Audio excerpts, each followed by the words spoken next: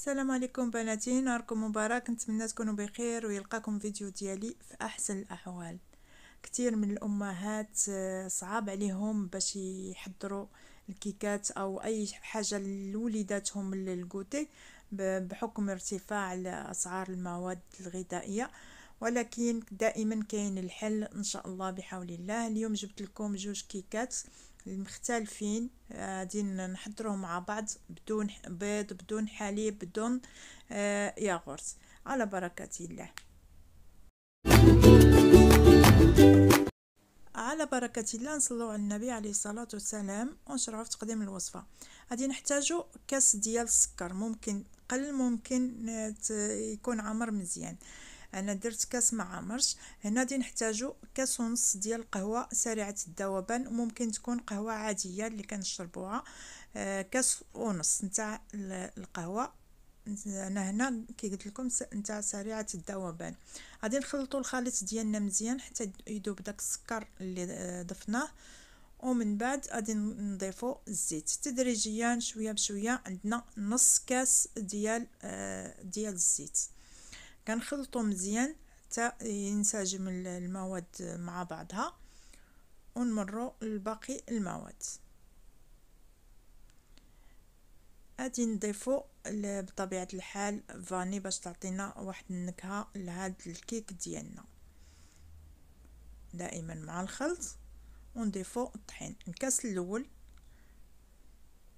ونخلطوه مع جوج د المعالق ديال الكاكاو. هنايا عندنا جوج د المعالق ديال الكاكاو، نضيفوهم مع باش نخلطوهم مع الدقيق باش ما يعملناش دوك الحبيبات، ونخلطوه مزيان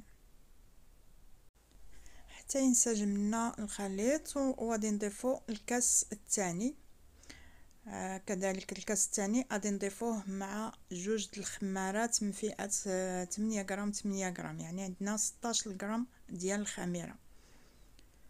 وكنخلطو تدريجيا الكاس الثاني شويه بشويه حتى نكملوا الكاس الثاني.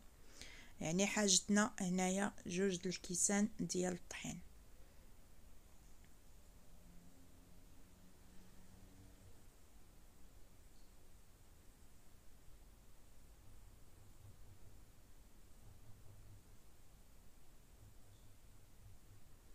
كنحصلوا على خليط متجانس. كنضيفوا واحد المعلقه صغيره ديال الخل، ممكن يكون خل ابيض او العادي اللي عنده، المهم اي خل عندكم استعملوه.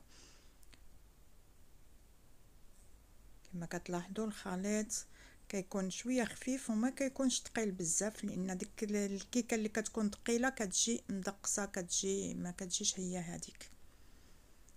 غادي نجيب المول. انا خديت هذا المول دهنته بطبيعه الحال بالزبده، دائما كندهن الليمول بالزبده، وغادي نصب فيه الخليط. ما نملؤوش المول حتى الفوق، دائما كنخليو واحد الثلث ديالو فارغ.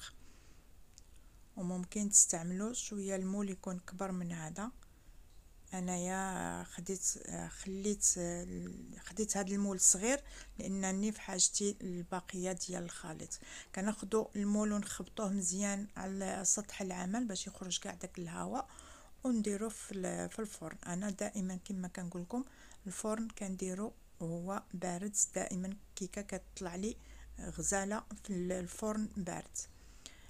من جهه اخرى البقيه ديال الخليط اللي بقى لي غادي نديروه في هذه الاله اللي سابقا كنت خدمت معكم واحد الميني كيك فيها. اليوم غادي ندير فيها البقيه. ممكن ديروه في كويغطات، ممكن ديروه في لاطا، يعني كل واحد ما يتقيدش باللي كيشوفوا في مثلا اللي استعملناه، اللي عنده موجود في البيت هو اللي يستعمله. انا هذه موجوده عندي وبغيت ندير شكيلات فيها باش نزين الطاوله ديالي. بالنسبه غادي نمروا دابا الكيكه الثانيه او ميني كيك الثاني. كما قلت لكم ممكن ديروها كيكه كما درتها، ممكن ديرها في مول شويه كيكون كبير، ممكن مولات صغار، مهم كل واحد له الاختيار. هنا في حاجتنا ان شاء الله بحول الله حتى هاد الكيكه ما غاديش تكون فيها لا بيض لا حليب لا ياغورت.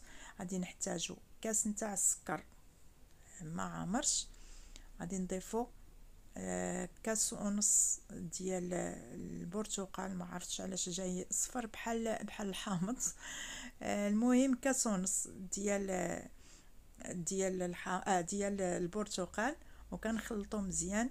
كنجيبو المحكوك ديال واحد البرتقاله حتى هو باش يعطينا واحد النكهه زوينه لهاد الكيك، ونص كاس بطبيعه الحال تاع الزيت. كنخلطو مزيان حتى يتجانس الخليط، وكنضيفو الكاس الاول ديال الطحين، نخلطو تدريجيا حتى نحصلوا على واحد الخليط متجانس.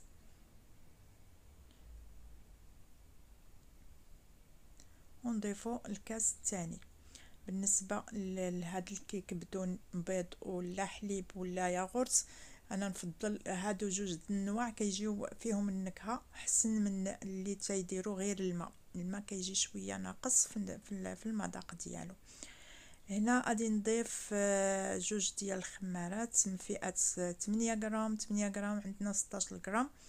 ونضيفو الكميه الباقيه نتاع الطحين اللي هو ثاني الكاس. على فكره الكيسان ديال البرتقال راه ما كانوش عامرين مزيان، يعني كان الا جينا عبرناهم نيشان غادي يكون عندنا كاس وربع. لذا عندنا جوج كيسان ديال الطحين كافيين. كنخلطو حتى كنحصلوا على الخليط متجانس. نضيفو شويه د الخل، دائما الخل كيعطيها واحد الرطوبه واحد الهشاشه للكيكه ديالنا. كما قلت لكم انا نديرو ميني كيك، نتوما تقدروا ديروا كيك نيشان في المول يعني عائلي. درتو في هاد الاله كما كتلاحظوا، وخليته حتى نضج تماما. على فكره كيجي رائع بمذاق يعني اللي فيه قشور ديال البرتقال، كيجي رائع، كيعطي واحد المذاق زوين تاع البرتقال.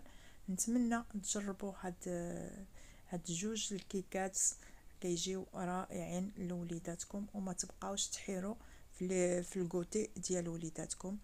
ان شاء الله كل عقده لها حل، كل حاجه اللي كتكون معقده كنحلوها ان شاء الله ونلقاو لها الحل ديالها.